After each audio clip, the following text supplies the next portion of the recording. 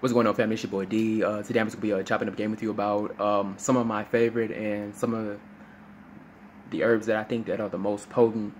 And I'm just giving you like my reviews and just my opinion based off of my experimentations and my trial and error of dealing with the plethora of different compounds in reference to performance enhancing.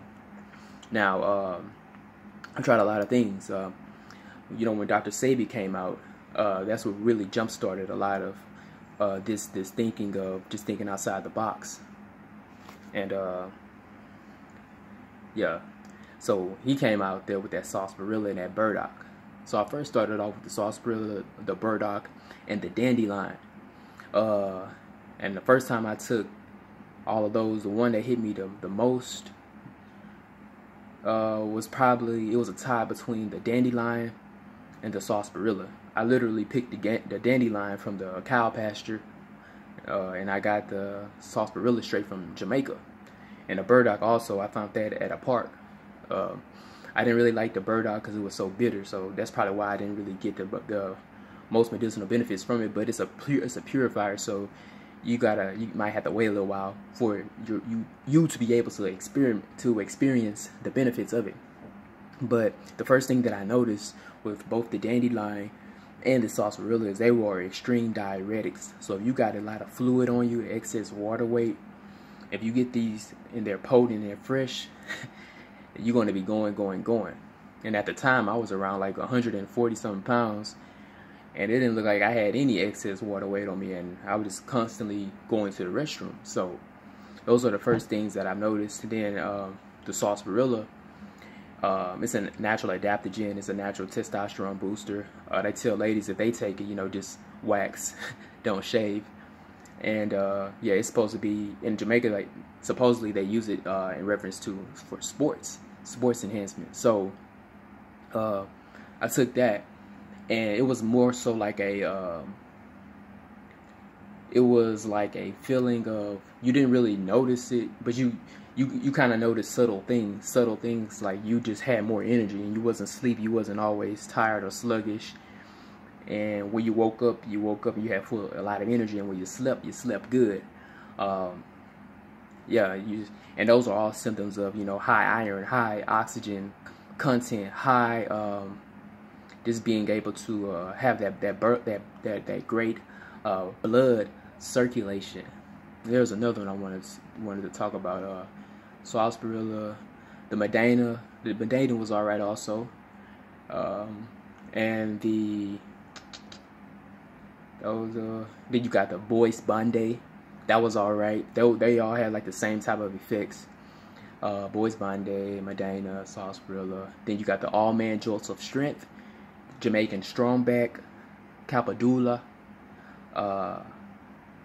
There's another one. It's right on the tip of my tongue. I can't remember, but these all worked very, very well. I noticed that my circulation was better. I felt better. I felt like I was able to do things faster. Felt more alert, more coherent. So yeah. Now the next herb that I consumed that I like, and it's not really a herb, but you might want to check it out. It's called pine pollen. Comes straight from the pine tree. Just a side note, a lot of this stuff from the pine tree can actually be consumed. Like if you get you like a little axe, you can actually eat the bark from the pine tree and survive. Make you some tea from the needles. You know, take the pollen and use it as an adaptogen for like a performance enhancing compound. And so the pine pollen, just check it out, man. It's used as a natural performance enhancer. Medicinal. Like if you're vegan, that's perfect for you. If you want something that's not too aggressive, not too strong, something that you don't have to cycle off of, you don't have to watch yourself over, yeah, the pine pollen is the stuff. You know, you can actually make your own if you could find some pine trees near you. And the pollen that comes from the pine trees, the pollen that you see on people's cars, the pollen that makes people sneeze, that's the adaptogen. That's what they be selling, and a lot of it comes from Asia, from the the pines and the forests of a lot of places in Asia. So yeah, you got that, and then you got cordyceps mushrooms. Now this stuff right here, man, I didn't take it for a long time, but when I did take it, it's like you're able to breathe better. It's like you have like an extra lung. You have like an extra lung, and it like your circulation, you can feel the blood circulating through your body. You can feel the energy and the strength, and you just feel strong. You know, you feel strong, like no weak legs. You just feel like, yeah, you can do anything. And the cordyceps mushroom grows on dying insects. It's a fungus, and it takes hold of insects. It kills them, and then the mushroom grows on top of it. You can go Google it and look it up on YouTube. It's very, very interesting. Mushrooms, fungus are one of the hardest things to kill in our society, and they also have a lot of genes that are congruent and match ours. So very, very interesting, but very, very good stuff. If you want something that works, that'll get you right. I mean, you can be 40, 50, 60, 70, 80, 90 years old, and it's safe to take. I mean, like, you got people that old, these fitness enthusiasts, you got guys 80, 90 years old, and they're still taking all this stuff, and they're doing phenomenally well. So check out the cordyceps, the pine pollen, the sarsaparilla, the burdock, the dandelion, and then you got the more, in my opinion, my favorites, just because I can feel them faster, and they are extremely, extremely potent. The Bulbine natalensis, the Bangalala, and the Mulanda Itango. Man, the South African herbs, they are amazing. They're very, very potent. When you take these things, like, they are off the chain. Like, they are really amazing. But the only thing is, you got to be careful with them because they're so potent. You get carried away with it once you feel the effects of them. It's almost an addiction. It's almost like, oh my goodness, I feel so good. Like, and it's not subtle. It's not subtle at all. You will feel it. You know, I've had guys order some from me, and they go to the gym, and they like, man, this stuff got me hyped. I had this one brother. I was surprised it worked on him so fast because he's like huge dude, like 6'3", 220, like a bodybuilder type of cat.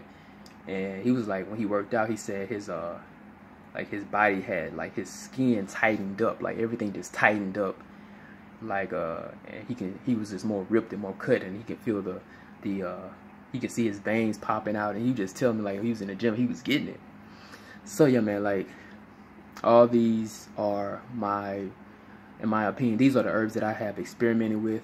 I really don't experiment with the regular herbs that everybody really know about, because when you start dealing with those, you know, everybody knows about them. So the market is so saturated, and the individuals who sell these herbs, you know, I mean, it's very competitive. So the products are watered down, you know, because you have there's a lot of them out there that I'm pretty sure you know about. Like, the macas are good if you can find a good source. You know, there was a lot of them I used to take back in the day. I used to try them out for just working out, and they didn't work like how they were supposed to be working, like they stated they were supposed to be working. So yeah, man, I hope you found this information beneficial. Peace.